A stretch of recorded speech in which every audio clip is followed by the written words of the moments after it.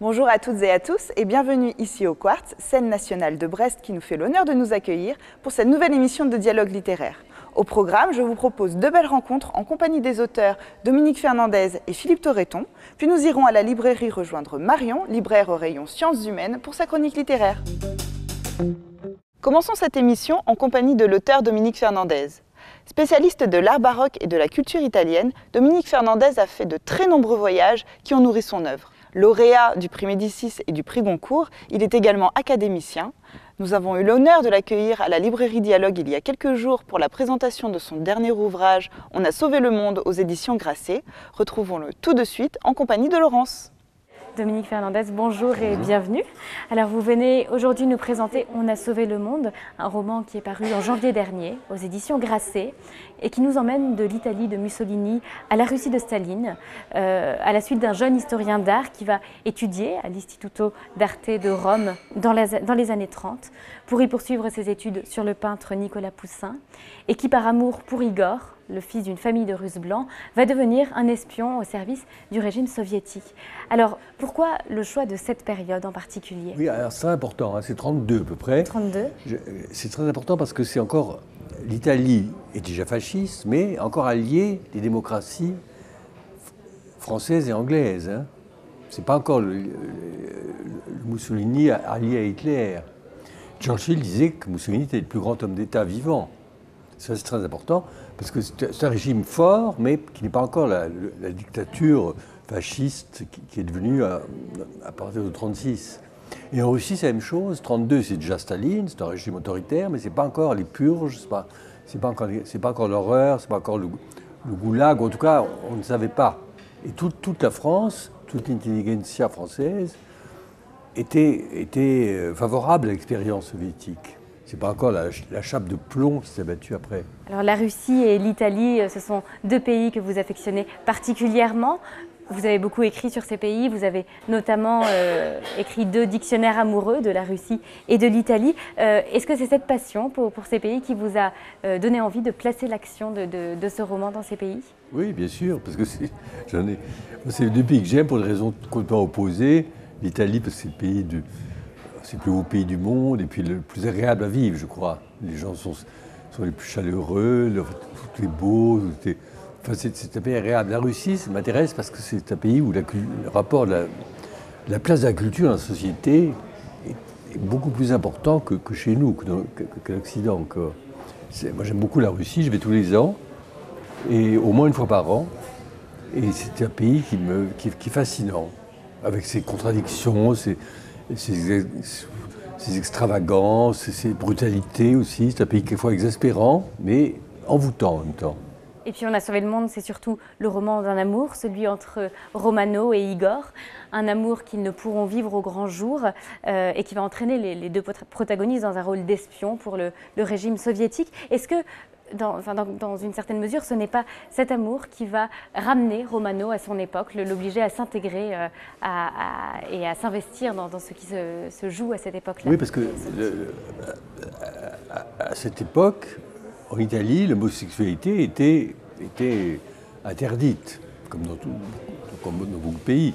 Et en Russie, il se trouve, ce qu'on ne sait pas, mais ce qui est vrai, c'est qu'entre 17 et 32, il y a une période de libéralisation des mœurs. Toutes les mœurs, vous savez. Vous pouvez se marier au coin de la rue, divorcer là. Et puis après, enfin, je ne vais pas raconter la fin, mais Staline a resserré là aussi les lois sur les mœurs, comme sur tout. Et ça a mal fini. Et Romano, le personnage principal, qui est historien d'art, s'intéresse au peintre Nicolas Poussin, qui est un peintre plutôt intemporel par rapport au sujet et au thème qu'il explore. Pourquoi avoir choisi de le faire étudier, ce peintre en particulier, dans une époque où la relation entre art et politique est cruciale? Parce que j'adore ce peintre, et que justement, étant intemporel, c'est d'autant plus étrange qu'il s'engage dans l'action politique. C'est ça qui m'a intéressé, c'est ce contraste, si vous voulez, entre l'intérêt pour un peintre de tous les temps qui peint des tableaux mythologiques, historiques, et puis l'engagement au service d'une cause politique. Notre second invité est un homme aux multiples talents. Acteur de télévision, de cinéma et de théâtre, il a été récompensé par ses pairs en recevant en 1997 le César du meilleur acteur pour le film Capitaine Conan. Nous avons eu la chance de le recevoir récemment à la librairie pour la parution de son dernier ouvrage, Mémé, aux éditions de l'Iconoclaste. Retrouvons tout de suite Philippe Torreton en compagnie de Laurence.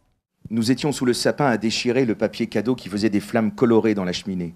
Et toi, tu devais penser à tes Noëls en race campagne, tes Noëls de peu de choses. Y avait-il seulement un sapin? Pas sûr. Une bonne bûche de chez Laforêt qui brûlait dans la cheminée, une messe de minuit, histoire de dire, et au lit. La nature se chargeait des décorations en givrant les fenêtres, en faisant fructifier le hou de la porte de la cour et en parasitant les pommiers de gui pour le premier de l'an.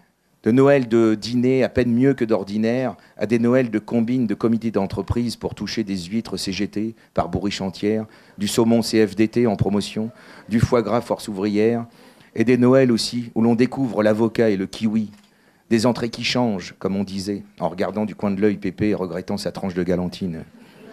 Philippe Torreton, bonjour et bienvenue à la librairie Dialogue. Vous venez aujourd'hui nous présenter Mémé, un livre paru aux éditions de l'Iconoclaste et dans lequel vous nous offrez un portrait poignant de celle qui fut le personnage central de votre enfance. Et à travers cet hommage vibrant que vous rendez à votre Mémé, vous faites également revivre un monde révolu, celui de la campagne normande du passé.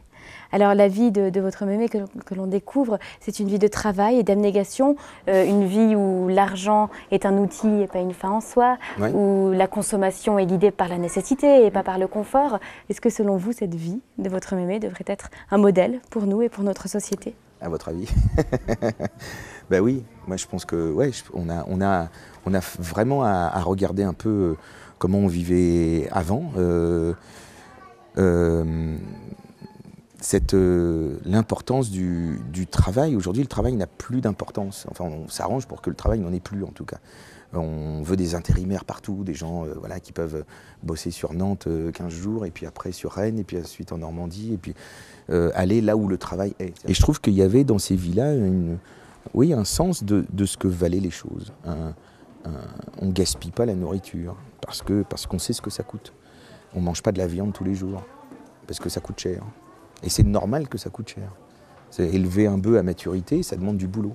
Même un poulet, il faut se lever tous les matins, leur donner des graines, etc., les restes du repas, et on essaye de tout recycler. Quand on regarde ces villas, on se dit qu'on rate sûrement quelque chose, quoi, et qu'il y a forcément des solutions à aller y trouver. Toi qui es venu me voir à la Comédie Française dès que tu as pu, du fond de la campagne, tu as profité de la première occasion. On y jouait Le Barbier de Séville et moi Figaro. Mes parents t'ont accompagné. La voiture jusqu'à Bernay, puis le train Corail pour la première fois de ta vie jusqu'à Saint-Lazare. Mémé à la Comédie Française, ça veut dire que c'est possible. Mon métier est possible. J'ai le droit d'en être. Et tant pis ou tant mieux si on me reprend pour ma façon de dire les haies comme des haies. Chez nous, on dit objet, un sujet, range tes jouets. Et si vous n'êtes pas content, allez voir Mémé, elle est dans la salle. Philippe Torreton, on vous connaît en tant que comédien, puisque vous menez une carrière brillante entre théâtre et cinéma. L'écriture et le jeu d'acteur, ce sont de création, mais de création assez différentes. Ce qui les relie, c'est peut-être l'importance de la voix. Alors cette voix, elle est très présente dans votre livre. Il y a un véritable ton dans votre écriture. Les sonorités comptent énormément. Dans quelle mesure est-ce que cette voix, elle a été peut-être à l'origine, ou en tout cas elle a préexisté au texte ? Elle n'a pas forcément été à l'origine du texte, mais en tout cas, j'écris, et tout de suite après avoir écrit, je me relis en le disant à haute voix. J'ai besoin de le dire. Je trouve que si ça passe à l'oral, pour moi, c'est que c'est valable, c'est que ça coule, il y a quelque chose qui coule. C'est pas forcément ma propre langue à moi. Je suis pas un maître étalon labial comme ça, de ce qu'il faut, des sonorités, même s'il y en a qui me plaisent plus que d'autres. Mais c'est... j'écris en m'adressant à quelqu'un. Nous sommes à présent à la librairie Dialogue pour retrouver Marion. Bonjour Marion. Bonjour Émilie. Alors, quelle est la sélection de livres que tu souhaites nous présenter aujourd'hui? Alors, le premier livre que je vais vous présenter, c'est celui-là, Poutine et le Caucase. C'est un livre qui est publié aux éditions Buchet-Chastel et qui est écrit par Régis Janté. Il va en fait expliquer le lien un peu particulier qui existe entre Poutine et cette région de la Russie. Il explique que Poutine est arrivé au pouvoir à la suite d'attentats terroristes. que s'en est suivi une guerre contre la Tchétchénie, une deuxième guerre contre la Tchétchénie, une autre guerre en Géorgie. Ce qui est important aussi pour Poutine et qui transparaît dans le livre, c'est de replacer la Russie sur un plan international, d'où la venue des Jeux à Sotchi vraiment la volonté pour Poutine de retrouver une Russie d'antan, où le poids de la Russie compte et où lui-même, du coup, comptera fortement. Et hasard ou pas du calendrier, il y a exactement 150 ans, en 1864, se tenait un banquet organisé par un officier du Tsar qui marquait la fin de la conquête du Caucase par la Russie. D'accord. Donc un livre là, vraiment sur Poutine et sa relation avec le Caucase, voilà, comment il a utilisé ce territoire. Voilà, c'est ça, tout à fait. D'accord. Alors tu souhaites maintenant nous présenter un livre un peu plus historique. Voilà, tout à fait, un ouvrage d'histoire. Donc le titre, c'est La guerre des forêts. Donc c'est écrit par Edward Thompson, qui est un historien anglais. On est là dans ce texte-là en 1723. Donc il y a une loi qui vient d'être promulguée par le Parlement anglais, qui s'appelle le Black Act, et qui punit par pendaison toutes les personnes qui vont braconner dans les forêts ou même ramasser tout simplement de la tourbe ou du bois pour se chauffer. Donc s'ensuivent de puissantes révoltes populaires, mais aussi par l'aristocratie locale, qui, elle, voit son pouvoir un petit peu diminuer, c'est-à-dire que le roi reprend un peu le pouvoir sur elle, et du coup, elle n'est pas forcément très à l'aise avec ça, et elle veut reprendre ses propriétés, ses enclosures, comme ça s'appelle.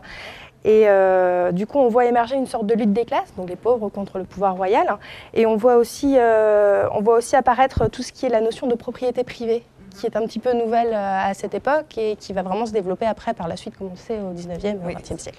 Et ton troisième ouvrage est donc un livre un peu plus drôle. Oui, là, je crois. un petit peu plus drôle, un petit peu plus frais. Donc voilà, c'est Vieillissimo.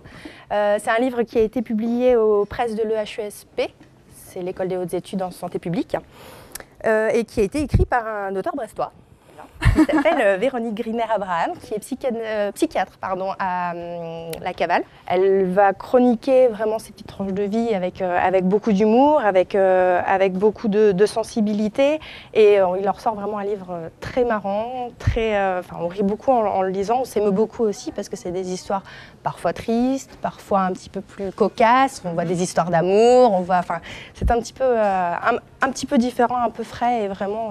Avec beaucoup d'anecdotes. Voilà, énormément d'anecdotes. Très bien, eh bien merci Marion. Voilà, cette émission est à présent terminée. Le mois prochain, vous retrouverez Clémence. D'ici là, bonne lecture et à bientôt.